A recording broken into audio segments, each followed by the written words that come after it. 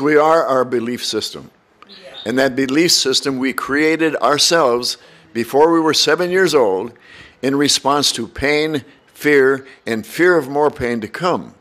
Now, like she just talked, if she feels that she's clumsy because she dropped the ball and her mother tells her she's clumsy, now she has to justify not being able to drop the ball by accepting the fact, oh yeah, I'm clumsy, therefore I can't pick the ball up. So she's going to keep reinforcing that because the only enemy that we have is between our ears. All right? Now, we've created that to protect ourselves from pain, fear, and fear of pain. Now, what we are learning to understand is that what we have created, we can change. These are computer programs in our head. And under stress, we go back into our computer and say, how did I survive before when something like this happened? And we repeat the same programs. That's why in this work, you're going to learn how to go back to the age of cause when she first felt clumsy, for example, and look at why she felt clumsy at the time. Get rid of the stress, and then reprogram it. Because the brain doesn't know the difference between reality and fantasy. When we remember something in the past, we aren't remembering it to the brain, we're re-experiencing it again and again and again. So when we reprogram those things at age of cause, then they become habits instead of necessities. We aren't trying to save our life anymore, we just have an old silly habit. And we can change habits. Right? We can change habits. So this whole thing is to become consciously aware of what are these subconscious doubts and fears and limitations that we think we have, and understand that no, it's just a figment of our thought process. We just created them because we thought we should, and now that we have these, we want to justify it.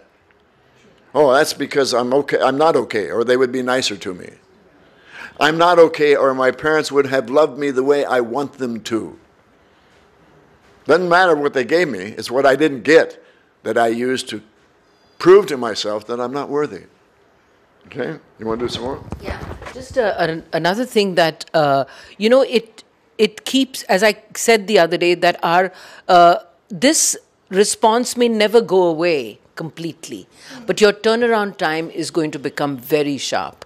For instance, I've always had this very strong reaction, what used to be a reaction, is on any kind of suppression of women, any kind of subjugation or putting down female value in any way, whether it was in a family or a workspace or anything. And I would, by a male, right? So I would, really, my warrior-like thing would really come out, and I would have a scrap about it. So you couldn't talk to me very easily. And when I went into age recession, I realized where I was 3 years old, and I grew up in a house of boys, and I was the only girl. And my mother always said, oh, boys will be boys. Boys can do this, but girls can't. So here are all the boys, they're going for this mela, affair. And my mother says, no, you're a girl, you can't go. And I screamed so much that I became black and blue and I stopped breathing. So that was the start of the asthma.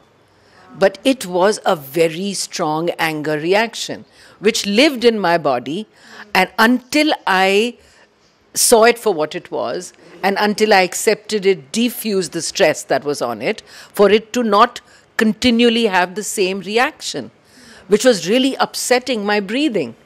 So it wasn't the medication that I was taking for it until I realized how much anger is stored there, that really needs to be let go of and understood and accepted and, moved on from.